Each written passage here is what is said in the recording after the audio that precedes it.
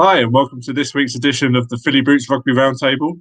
Unfortunately, the scheduled interview with King's College Hospital RFC had some technical difficulties, so at the last minute I've pulled together a special best of, edition of the Roundtable.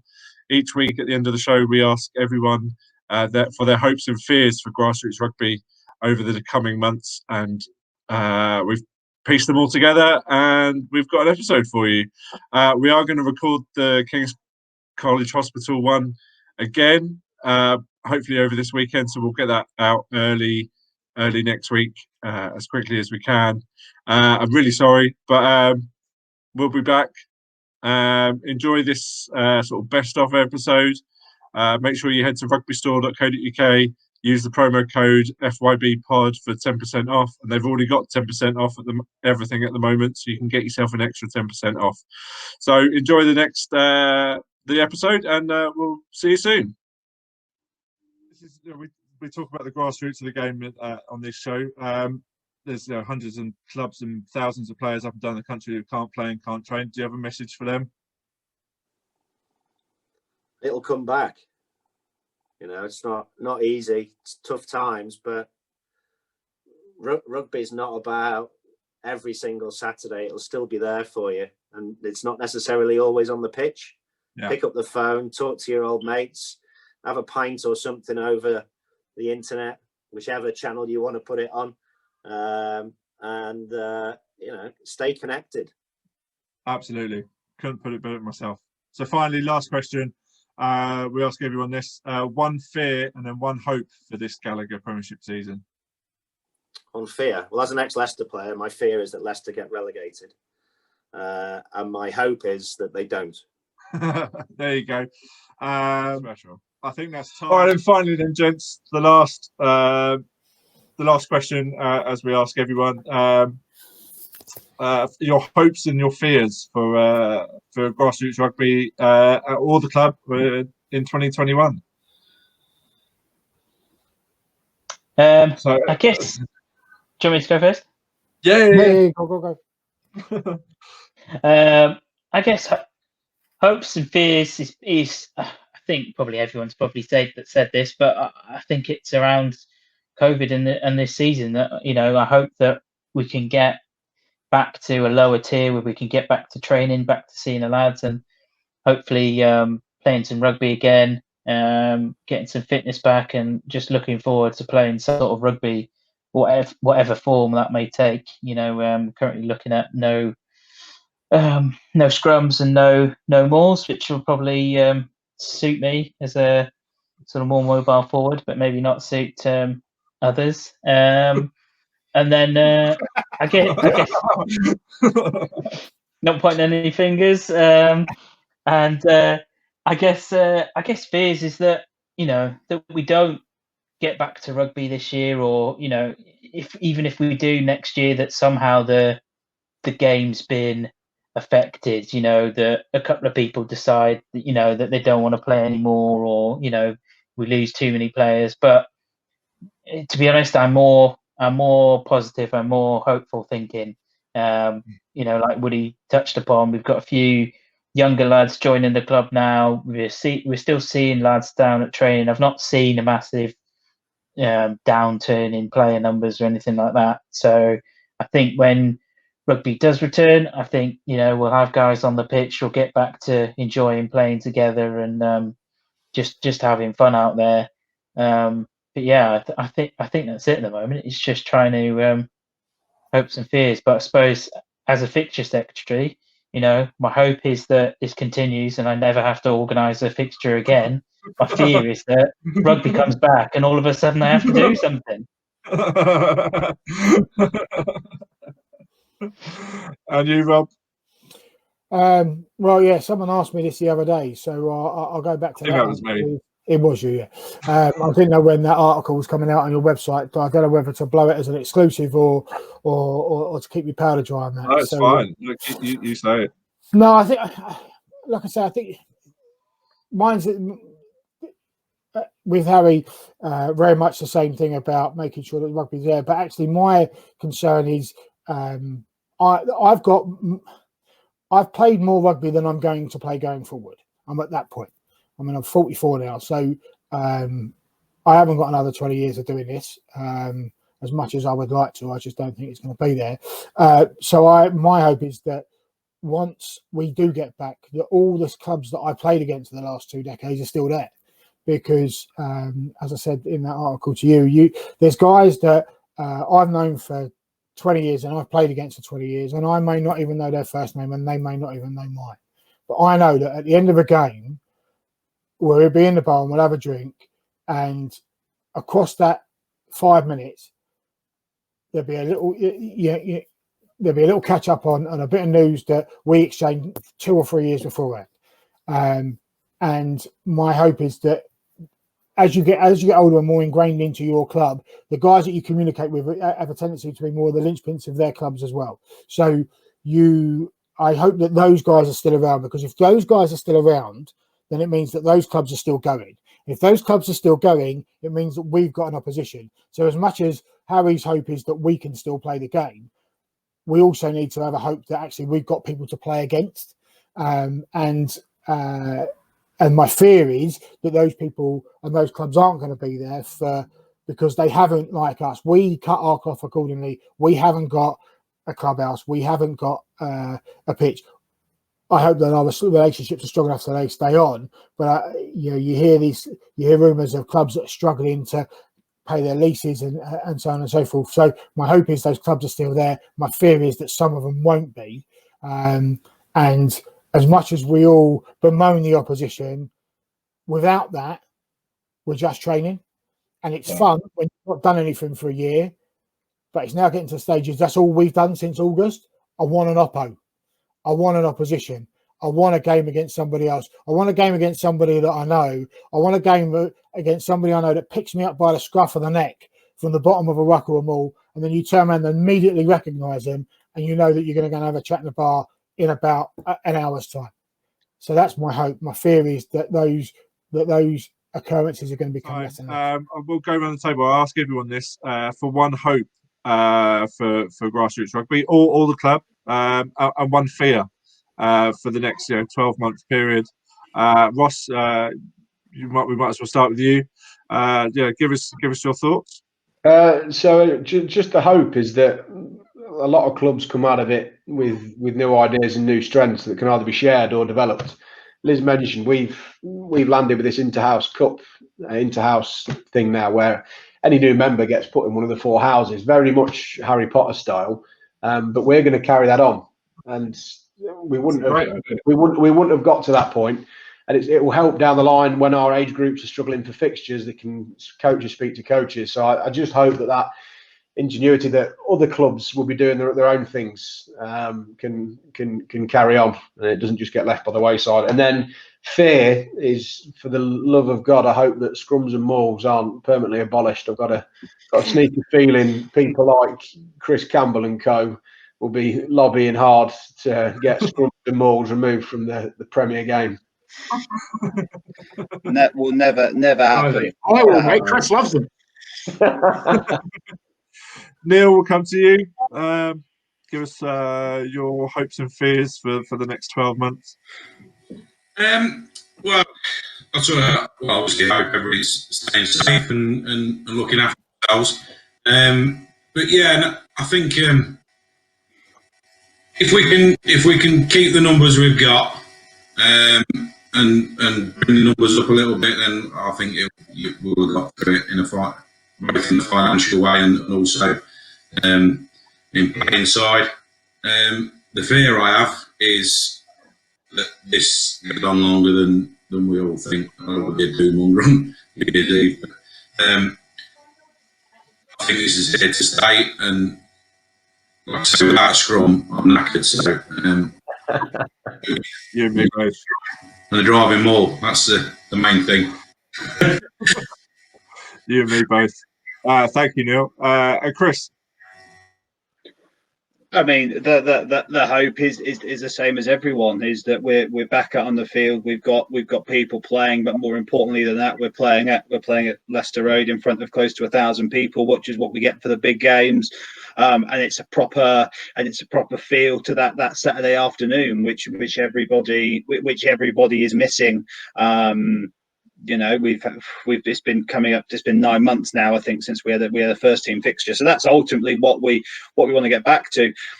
In terms of fears, actually, my only fears that start to come in now is if we were looking at not being able to start playing in September, because actually, as a club, we've talked about a lot of the great things we've done. I'm really confident our player base will hold strong.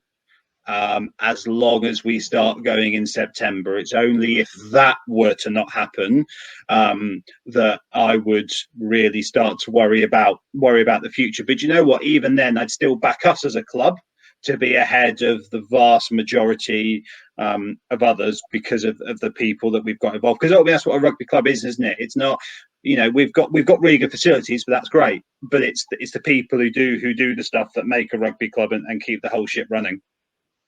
I agree. I absolutely agree. Thank you for that, Scott. Yeah, I mean, probably echoing what I said before. I was hoping to get back to normal, back to sharing a clubhouse with your mates and the club members, and then obviously doing all the stuff that comes along with rugby. It's not just playing rugby; it's everything that comes. And that's why we all picked it up. That's why I picked up a ball when I was 5.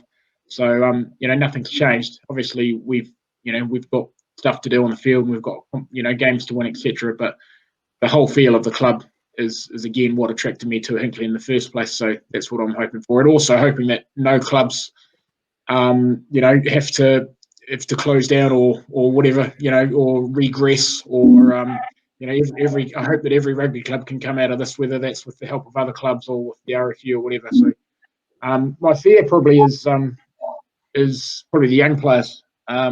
Actually, I had a chat with the Leicester Academy coach today, and that he's got some kids that have been injured for a while, and they haven't played a game of rugby for 2 years because they've been injured, and now they struggling. I think they've had one game that they've been able to play, and those are the lads that that are meant to be growing and being nurtured, and they're the ones that are probably. I mean, everyone's missing out, but they're the ones that are. Probably that us old fellas can crack on and play whenever, and more of the net, even our players, we're all trying to grow them, but at the end of the day, that we're at our level. But those next ones that are the cream of the crop across the country are just not getting a chance, and I feel for them. Definitely. And finally, Liz, thank you for that, Scott. Liz, give us your hopes and fears for the next 12 months. I hope that we can manage to play some form of rugby and keep the kids playing rugby. We're in the really fortunate position in age grade, rightly or wrongly, that whatever tier we're in, kids are still able to play rugby, and that's really important for their physical and their mental health. When you see them back on the pitch and everything else like that, you're making a massive difference, giving the parents some respite as well from kids who are like coiled springs. So I'm just hoping that we can keep trying to deliver some form of rugby until we can get back to whatever the new normal is. And my fear is when we do get back to the new normal, whatever it is, as I say, is that the great British weather doesn't then scupper it completely. Because before we went into this pandemic, we'd had like the worst winter of weather for I don't know how many years down at the club. The pitches were really suffering and everything else like that. And then to have this, and you're like, please give us a chance. Just give us a chance. Have some nice weather so we can actually, when we can go back, we can crack on it and get the kids playing and back engaged in the game. I got too much more of your time, so I've got we asked one question at the end, which I'll come to each of you for, which is one hope for rugby or for the club in 2021, and one fear for the game. So, Jack, we'll start with you. Cool. One hope, I think it's just like with what we spoke about earlier, just trying to, or at least seeing that kind of retention of players. For whatever reason, they've maybe felt less inclined to play now through kind of fears about COVID, physical differences. I mean, obviously, there's so many reasons why you might not play rugby now, but hopefully seeing those numbers come back and adding to the strength that we are building now. Fear, I think it's the potential kind of adapted game rules of the games pushing away certain players. Like if there was no mauls, no rucks, fear that the game would become like rugby league. Not that there's anything wrong with rugby league, but obviously we love the game that we play. But again, that comes down to myself, to Tony, to the committee, to ensure that the environment we provide for players all the way from under sixes all the way through to vets fulfills their needs, not just as rugby players, but as family members, as friends. Yeah. Do you think that there is this real worry that this isn't the adapted rules game that we just about came in before shit hit the fan? Is what the future is going to be?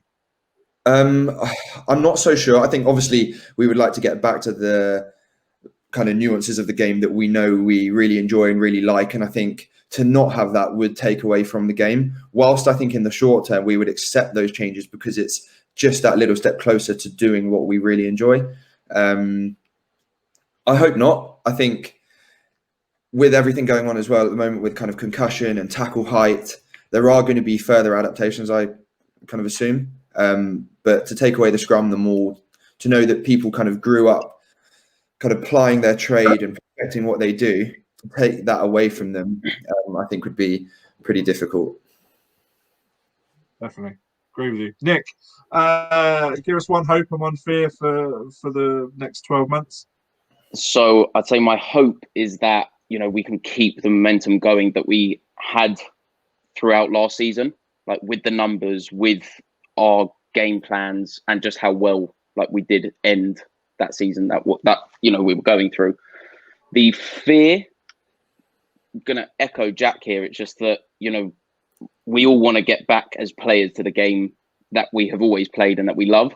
It's just, I'd say pretty much exactly echoing what Jack said. If it is just for a season, I think that's okay. But it's if they're going to change the game, then I don't know what that will do to maybe the youngsters coming up or the current older players that are playing for the senior clubs at the moment. Yeah, 100% agree. And finally, Tony. Well, I think your thought. Hope and fear. I suppose hope, definitely that we get some sort of competitive rugby. That's contact rugby. The boys will be really surprised to hear that. I know. Contact rugby by the end of the season. Because I think it'll be such a shame, for example, that the age group I've taken since under sevens, who are now under 18s, all disappear off to university, etc., without having that sort of final season of playing together and having some competitive rugby, and we can give them a good send-off and keep them connected to the club. So I hope we, as the boys have said, keep that momentum, that growth of numbers, all that good stuff that's been going on, we keep that going. And I suppose the only fear I really have is that some idiot in the vets talks me into coming out of retirement and playing. But that ain't never going to happen. Maybe one more match. Yeah, one more game. There's always one more game. And finally, we ask everyone this. It's a Grassroots Rugby podcast, so we want to ask the question for your hopes and fears for Grassroots Rugby in 2021. We'll start with Sam. Well, I think it doesn't have to just. Sorry, Sam. It doesn't have to just be about Grassroots Rugby. It could be about the club. It could be about the project. We just want to know what you're hoping and what you're fearing about the next 12 months. So I guess for the project, I'm hoping that we do get that full UK coverage that we've started building, because every extra care package is an extra key worker that's supported, which I think we can all agree is a good thing right now. Honestly, my very simple hope for the grassroots game in 2021 is just that we get back on the pitch, and it's not just touch or tag. Sorry to the touch and tag players, but that's not why I joined the game. So that's my hope. I think my fear is just that we're going to lose a lot of the traction that we made, and belated traction, I will say, in the women's game, both at a grassroots level and an international level. We come on such a long way in the last 4 years, but my worry is that that could start to regress slightly. Touch wood, it won't happen. There's a World Cup at the end of the year, so hopefully people can get on board with that. And Liz? Yeah, I sort of echo Sam's sentiments. I hope that that the hashtag really sort of gets the community out there and goes well, because I think it is something simple that people can get behind. It's not difficult to organise. But from a rugby point of view, I really hope we get back on the pitch. I say that laughingly because I didn't play last year either. I'm a 2-game-a-year kind of person now. I'm getting a bit old. Me too. But it would be really nice just to get out there and get the wind on your face and get your teammates around you. For me personally, I hope that we get to scrum properly at some point this year, because that's my favourite bit. And for the rugby as a whole, I hope we do get some form of World Cup, because I think it's really important to try and maintain that sort of forward female rugby momentum. And Mahona, finally to you. I think they've said all my fears and hopes for the year. But no, it's definitely like, in terms of rugby for NHS, like I just hope that we can get out as much as we can, like whether that's through cash donations or care packages going out. I think, this could be something really big, and I hope more and more people do embrace it. I don't know how far we could go with it, but hopefully all the British Isles will be doing it.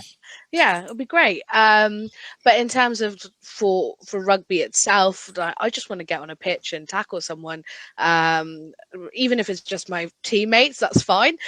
But I just want to tackle someone, and just hope I get to do that this year. Well, let's hope so. But finally, it's a question we started with that we ended with last week, so we're going to try it again. And we'll start with you, Danny.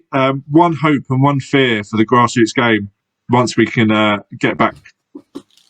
My hope is that players want to get involved more, and that's not just current players, that's new players, that's old players, just coming down to their local club and giving it a go.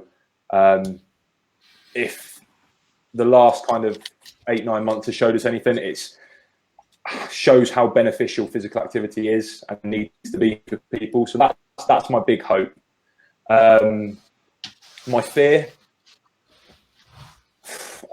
is if we don't get back to some sort of normality in the next year or so, I do fear for the grassroots game and clubs individually. But yeah, so that's where I stand on that, and that's as far as I'll go on it. Well, let's hope. There's apparently a vaccine now, so hopefully we can start touching that wood. And Matt, because of what I do and what we're talking about, my hopes are that there's an element of mental health training that creeps into coaching at all levels, at all ages. There's an element of that has to come in to pass your coaching exam or your coaching qualifications, so that you can spot what's going on with people in your team. It's especially at the younger ages, because it's far easier to teach kids how to manage emotions and have appropriate emotional responses to things than it is to try and fix broken people as they get older and try and change habits that they formed over 30-40 years. So that's kind of my hope moving forward. My fear is probably like everybody's, and Danny's just said, it's hoping that clubs can survive this going through, whether it be financially, whether it be through the amount of players that they have, that when we come out of the other end of this and we are able to play again, that we are playing people. We are playing against each other, that rather than having to travel an hour to meet up in the middle somewhere, so that there's at least a team out and about who, those sorts of things. So it's my fear is that we are not going to survive. But I guess I hope we do. So finally, we asked everyone this. We'll go to each of you, but one hope and one fear for the grassroots game or the club in 2021. Anyone want to take that one on first? But we'll go around the table, obviously. My hope is that we get to play some rugby, and then just swapping that round is my fear is that we won't get to play any rugby until September. Yeah, I suppose. Been watching a few documentaries recently. My hope would be that the game continues to expand its reach. I think, especially into kind of communities where it might not necessarily have been popular before. Rugby is a sport for everyone, and I really hope that it can build upon that. My fear would be for the game itself is that kind of reducing number of volunteers and people willing to put time in. I think it could be a real struggle for grassroots clubs going forward. Definitely.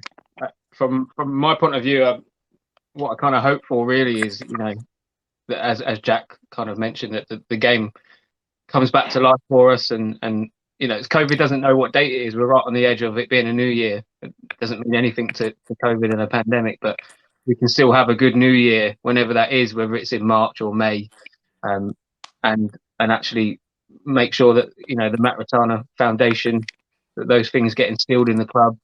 My fear probably is I'm no longer a back. I'm probably a forward now. You've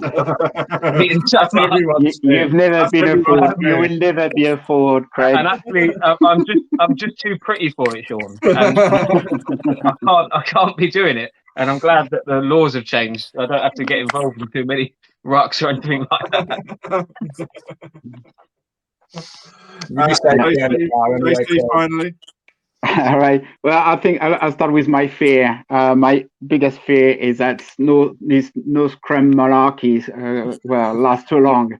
That's the only thing I can play nowadays in rugby. So I want the scrum to come back as soon as possible. No, I hope so much hope with this work with the foundation that we started. Obviously, if we can set up a team of juniors, and obviously we can't play any competitions, but if we can just by the end of this season play a friendly and have 15 of our guys, our juniors, playing against a local team, that would be amazing. And obviously having the foundation behind us and giving this, giving that back to them and say thank you so much. That would be such a good result. So yeah, that would be the hope for this season for sure. Another hope. I hope JC gets his long away try for Croydon soon. Have you not scored yet? You've not scored yet. How long has it been? Oh God. Well, yeah, no. Right. Next subject. Next subject. I don't even remember because I stopped playing rugby for a while. So I think. So yeah, I don't even remember last time I scored, to be honest. It might never have happened. Yeah. Exactly. All right then. Well, look, let's look ahead for 2012 then. Well, not 2012. That was 10 years ago. 2021. I don't know what day it is. Better times. In 2021, we'll start with Mike. Hopes and fears for either Grassroots Rugby or the club in 2021. In general, rugby. I mean, at the moment, things are going in the right direction. That we're starting to introduce aspects of the game that we're familiar with. My big fear, I guess, is anything going to change after all this? Are they going to? I know with the mauls and then in terms of how you play around the breakdown and things like that. I know it's going to speed the game up a lot. There's going to be a lot of quicker rugby. Is it going to change the way it's kind of played? You never know. I don't know. You have to see what happens. Hopefully, it doesn't change too much because I think there's so many aspects of the game which, whether you like them or not, they're part of rugby union. They're not sort of an amalgamation of other sports and other principles. So hopefully that stays the same. In terms of our club, I say we've done. I think we've done very, very well in the committee in terms of keeping the club active, keeping it busy, both on the social part and the coaches doing fantastically well with organising training and making sure it's COVID safe. So having separate groups and the lights and obviously building the bells, which has been a really big focus for us as well.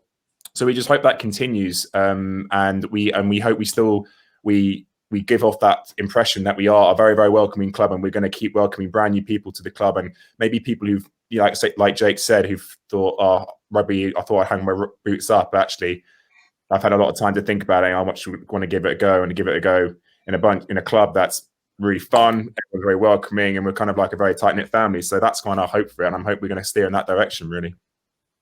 And Lucy in the Bells? My hope is that we keep growing.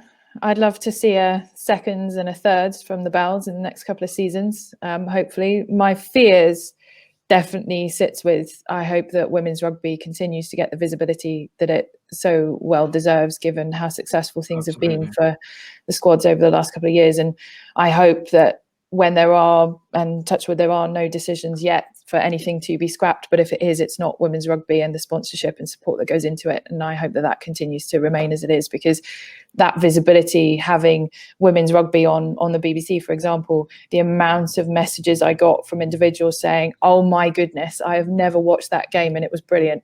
To get that will only help grassroots rugby grow and grow, and more women participate. And not only that, but if you think about the juniors coming through the ranks as well, we'll have girls all over the country wanting to play. And so I just hope that continues. 100%, 100%. Was it 2 million people in 2 games watch the England-France games? That can only be good. It can only be a good thing. Stefan, hope and a fear for rugby or Becca old boys? My fear is not about the club at all, because we have demonstrated to ourselves and to other people that we are strong enough as a core group and as a club to be able to keep on going. My fears are other clubs have they been as fortunate as us in terms of location, so that we're in a great catchment area for rugby. The sad thing is there were a number of clubs last year who were suffering, who weren't able to get sides out. We've seen some big clubs, big old boys clubs, if you were 5-10 years ago, were running 5 and 6 sides. They're now struggling to get one or two teams out. Will they be able to ride the storm and then still actually exist next year? That's my fear, that there may be fewer clubs playing, or there may be the same number of clubs with fewer players, so there are fewer sides. So if we're in a position where we can get 4 teams out every week, and as fixture secretary, will I be able to find any opposition for them? That is my fear. My fear about the game in overall, this business about the concussion injuries, and now how everybody seems to be jumping on the bandwagon to sue somebody. It's a contact sport. If you get a whack on the head, you don't have to play. But that's one of the problems with professionalism, that the players were forced to keep on playing even when they shouldn't have been. So, or were they hiding injuries to go out in the field to fill their boots, if you like, with cash? And that is a big concern, because the nature of the game may change if all of the governing bodies have to end up paying out tens of millions of pounds in damages. And once you get insurance companies involved, they'll be looking to make claims all over the place. That's going to have an impact on youth rugby, mini rugby, and then it will come all the way through. So who knows what style of rugby we'll have to play over the next couple of years. Now, rugby itself evolves. It's not the same as it was when I played. A couple of years before I was playing, you had to play the ball with your foot after a tackle. The scrummage has changed out of all recognition. Line outs, the area aspects of forward play have completely changed over the last 40 odd years, and even more so probably in the last 10. And there will be more change, and that will change the way that the game is played. But fundamentally, a contact sport appeals to people who like contact. They like. I spent my life trying to avoid it, Steph. Well, that's the thing, isn't it? Let's back. Yeah, that's great. All backs is space. They shouldn't be running into players opposite them. Leave that to the forwards. And let the backs run around and keep their shorts clean and just have the hair trailing behind them as they scorch through at 100 miles an hour and just leave the donkey work with the big lumps. Yeah. But will the big lumps exist in 10 years' time? Don't know how this club will continue. It will continue whatever the nature of the sport is. We have literally been through fire, and we always come out the other side, and we always come out stronger. Arguably not as strong as we were 50 years ago, but we're a very, very strong club, and long may that continue. Yeah, absolutely. And Jake, finally come to you. Hopes and fears for the club or for Grassroots Rugby going forward?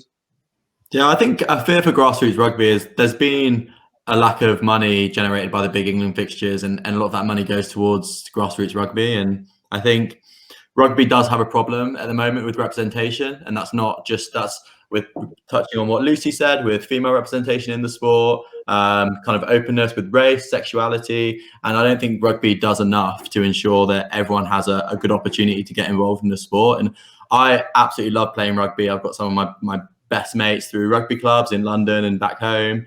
And I know if more people were given an opportunity to play it, whether it's because of their kind of socio-economic situation or because they don't feel like they're going to be going into an open environment. I just feel like there's so many more people could enjoy rugby for what it is, which is an absolutely fantastic sport. So that's my only concern, that with that loss of revenue, those initiatives around that are going to struggle. But yeah, I think going into 2021, the club is in a good place. And I think I know I'm just excited to just get back playing on the weekends with the lads, having a bit of a laugh, having a drink. And I understand it's not going to be exactly how it was 18 months ago, but I don't think it's going to be long until we're back doing what we love, and with the people that we're really close with.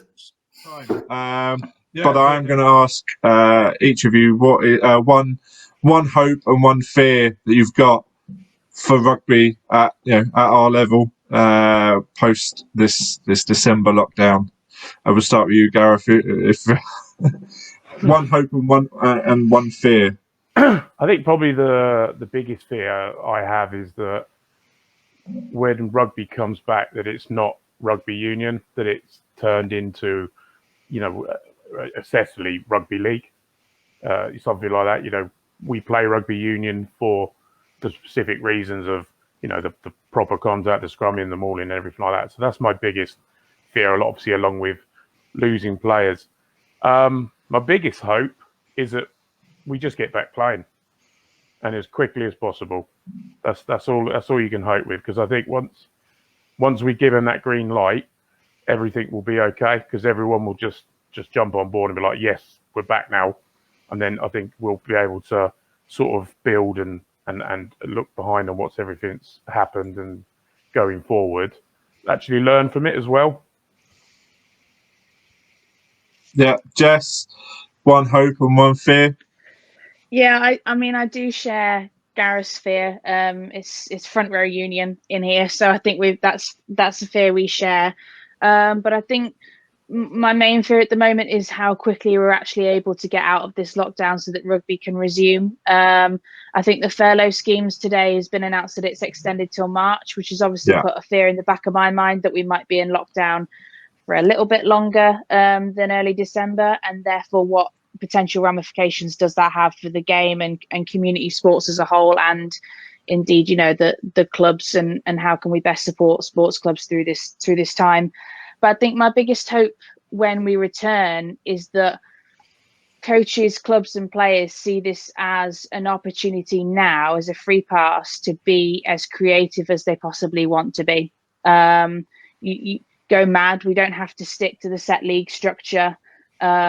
Go mad, set things up with your local clubs. What can you do as a coach that's really creative and wacky, and just see it as a free pass for the rest of the season to just appear completely bonkers from an outside perspective, but do something really meaningful. 100%. And finally, Dan, one hope and one fear. My biggest hope is that there's some rugby this season. As long as, again, as Gareth and Jess said, as long as we get back to something that looks like rugby union, I'm not too fussed at the moment as to what that looks like. But my biggest worry is when we do eventually return to playing full time, 15 aside, is the amount of injuries at grassroots level that we may find. Because if you ever look at after our first lockdown, if you look at Premiership football, the amount of, I think it was the Chelsea Arsenal game, the amount of players who were injured, and they're professionals.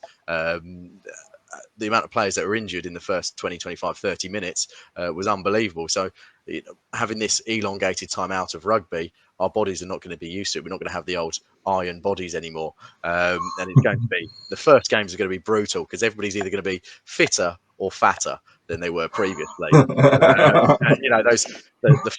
first hits are going to be absolutely brutal. I was talking to one of our scrum halves, Jamie, who's actually been commenting all the way through. And he said that as a short guy, he's a bit worried about these big hits as people are putting on weight or getting fitter. So that's probably my biggest worry. He's just worried someone's going to mess his hair up. He doesn't have any. So, what do you hope and what do you fear for sort of the rugby or the club in the next 12 months? For me, it's probably the same as everyone else. So my hope is that we see some end to this very soon, at least a target date, that we can get back to some sort of, whether it be fitness or something, just anything at this stage, I'd be pretty happy with. Like I said this to my housemate the other day, I'd be very happy if I can go to the gym, go to rugby, even if it's just for fitness, and grab a beer outside with 6 people. I'd be very happy. But anything else a bonus. My fear is, I think as a club, I don't have many fears for us. I think we're going to bounce back. And I think we're going to bounce back strong. And we're in a pretty good position. My fear is for the other clubs. And are they in a good a position as us? And obviously, you're only as good as your competition. So, yeah, that's my fear is around that, is how many clubs this is going to cost. But we'll just need to wait and see and try and support other clubs the best we can. But yeah, just want to get back on the field. Whether I'm running or playing rugby, I really don't care at this point. Lovely. And finally, Matt, tell us your hopes and your fears. Yeah, I mean, I think my hopes for us are that we just get back as quick as possible, because that's what we all need. But for the sport as a wider, my hopes are that we all take this opportunity to really look at how we can improve our setup and our systems and who we are as a sport, so that we can all get back and attract as many people to the game as possible, to sort of fill those front lines and back lines as much as we can possibly have to. So I think there's an opportunity for us all here to be selling our sport. I think we could do that a lot better.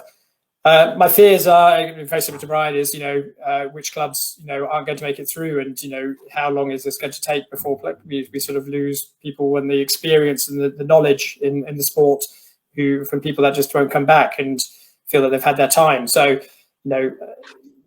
clubs are only as good as sort of their volunteers and the leaders, and those people have gone off and found new things, or have realised that they just can't commit the time anymore. Clubs will really struggle and suffer. So both our IGR clubs in England, who are all small and who need support of the communities, as well as sort of our Essex sort of clubs as well. So I think there's a real fear around that, and I know it's the fear of the RFU and it's a fear that we all have, but we want to have good opposition and good games and get back into those structures. So we just hope that they'll all come out of it strong. Absolutely. What are your hopes and fears for either the club or Grassroots Rugby for the next 12 months? We'll go around the table, but we'll start with Eggy.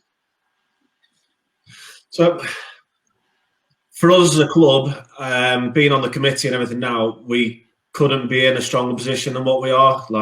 I've read about the other clubs and that in our area, which aren't doing quite as well, and I feel fortunate we're in that position. It is going to be hard getting everybody to come back after all this lockdown. It's going to be over 12 months without any rugby. That is going to be a difficult thing to do for the lads, especially married ones with kids. But we've made it the best possible. We put the club in the best possible position to come out of this in the best possible place it can do. But yeah, I just think we're in a good place. I hope everyone else is as well. And Jack? Hopes really just, like Eggy said, we've always joked about Champions League, but we're really getting into kind of the top 4, top 2 places in the league and establishing ourselves there. Probably bringing through a few more Colts. We always have a couple of real good Colts come through each year. Get them into the senior teams again.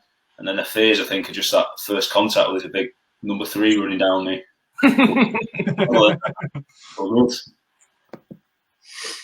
And Nick? Yeah, same as the other boys, no hopes or fears as such. Well, I hope that all the other clubs in our league are all in a good place, because we're looking forward to playing against them again. But just, hopes are that we can get back to the bar at some point soon and have a beer together, because I think that is much needed and everyone's welcome. 100% much needed. And finally, Andrew, your hopes and fears for the club or for rugby in 2021? Yeah, hopes really, just like, the lads have all alluded to it. We just want to sort of get back to those good days that we always talk about, and whether it be first game of the season at home with packed clubhouse or last game of the season or whatever it may be, and just sort of provide the lads an opportunity, whether it's first team or lads returning to the game or under 16s, under 6s, the first opportunity to play the sport, just sort of provide everybody else an opportunity to do something that they really love and we really love as well. I think there is a few fears. I think we'd be silly not to. I mean, I've wrote this in my program notes. We do like a virtual program every month that goes out via mail shot, and I've put in there. I think we've got to be forward thinking with stuff. There's going to be potentially a 17, 18, 19 years of age boys leaving the game because they've gone to university and they've not actually engaged in any of it, and there's been an easy way out, or these lads who are really powerful and strong on the pitch have gone and run 5K every day for a year, and they're not going to be the same in terms of their physical attributes. And I think there's going to be, a lot of lads. We sent out a message to all our players. We purposely went through every single player that had played for the club in the last 3 years and spoke to them on the phone or via text message, just as a keep in touch thing. And a lot of the lads who weren't engaged in rugby last season all replied with a very similar message, which was, well, I haven't played for a year.